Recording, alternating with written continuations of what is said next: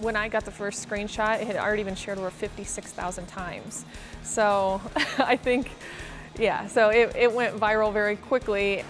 Right now on News 8 at 9, a bad case of fake news. No, the Muscatine Mall isn't closing, but how that rumor really took off.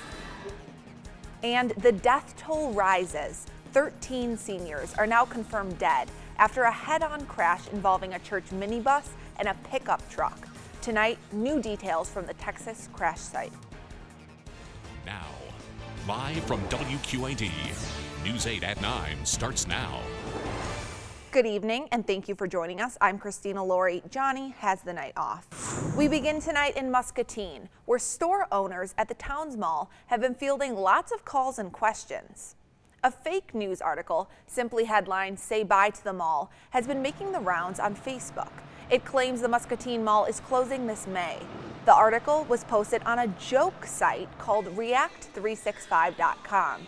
Mall manager Tony Claren says the false story took off quickly. I'm guilty too. You're scrolling through your social media feed and, maybe you come upon something that you think maybe is real news. Don't open it, just read the headline and click the share button. And I think that's what's happened. The website where the mall story began encourages users to create fake stories, telling them to write an article and prank your friends for fun. Google is cracking down on the spread of questionable content like fake news. The company has long used content contractors to monitor search results. Now, Google is updating how it filters content.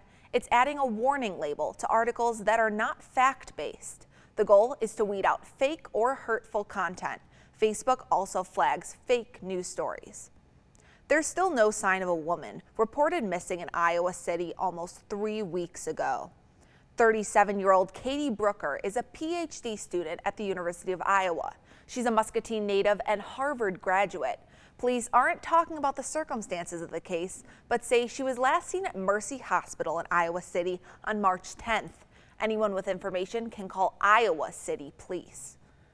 A bill to stop public access to 911 call recordings is moving through the Iowa legislature. The House approved the bill earlier this month, and a Senate subcommittee passed it today. The bill would make audio, video, and transcripts of 911 calls when someone is injured confidential and exempt from Iowa's open records law.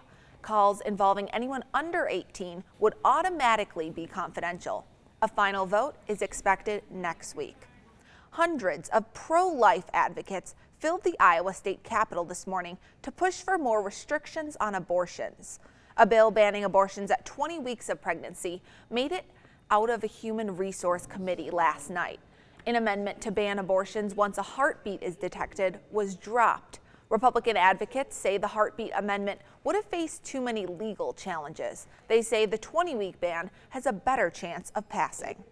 A day after Congress approved legislation that would stop online privacy protections, the state of Illinois is ramping up its rules. An Illinois committee held a hearing today on a bill to increase protection of personal information online. The bill would require online companies like Google, Facebook, and Amazon to disclose to customers what data has been collected on them and shared with third parties. Former Illinois Congressman Aaron Schock claims a junior staffer secretly recorded him and stole thousands of emails and travel receipts to help the FBI build a criminal case against him. Schock is charged in a federal spending scandal. He's already repaid the government $40,000 after redecorating his office in the style of Downton Abbey. Schock's attorneys say the materials obtained by the staffer have been improperly withheld from the defense team. Turning to weather now, we had another dreary day here in the Quad Cities. Storm Tear 8 meteorologist Taylor Graham is here with how much rain fell and when we could finally see the sun again. Well, we saw about 1 to 2 inches this past week, and we have a lot more rain heading into our Sunday and also Wednesday. I'll tell you how much rain we can expect this week in just a few minutes. Thank you, Taylor. It's been exactly 1 month since a tornado ripped through the south end of town in Muscatine, Iowa. WQAD flew our News 8 drone over the Muscatine High School baseball field today. Tom Brunner Field had damage to the outfield backstop and the first base dugout. The Senate Intelligence Committee heard testimony this afternoon on Russian interference in last year's U.S. presidential election. Experts on Russia told the committee President Vladimir Putin hasn't stopped his alleged disinformation campaign in America. Clinton Watts of the Foreign Policy Research Committee testified that the social media campaigns targeted House Speaker Paul Ryan. The ranking Democrat on the committee says Russia has continually tried to undermine trust in the U.S. media. Russian propaganda on steroids was designed to poison the national conversation in America. The Russians employed thousands of paid internet trolls and botnets to push out disinformation and fake news at a high volume. Calls the allegations lies, hoaxes, and provocations being used for the American political agenda. A federal judge in Hawaii extended President Trump's order to block President Trump's second travel ban. Judge Derek Watson first blocked the ban the day before it was scheduled to take effect. That temporary restraining order lasted 14 days. After a hearing yesterday, the judge changed it to a preliminary injunction. Now the travel ban won't go into effect until Hawaii's lawsuit goes through the courts. President Trump has called the judge's ruling unprecedented judicial overreach. The president's daughter, Ivanka, now has an official job at the White House. Her title is assistant to the president. She's already getting top security clearance. She is not accepting a salary, but still has to follow the same ethics rules that other federal employees face. Her husband, Jared Kushner, works as a presidential aide. He is also an unpaid employee. The North Carolina State Senate voted to repeal the state's controversial bathroom bill today. The controversial measure required citizens to use public restrooms corresponding to the gender on their birth certificate. Critics say the repeal doesn't go far enough. Local governments would still be able to pass their own anti-discrimination laws until 2020. The repeal now goes to the State House. New details in the deadly Texas bus crash. The death toll is now at 13, as federal investigators spent the day at the site of yesterday's head-on crash. A pickup truck hit a church minibus on a 2-lane highway 75 miles west of San Antonio. 13 of the 14 seniors on board died.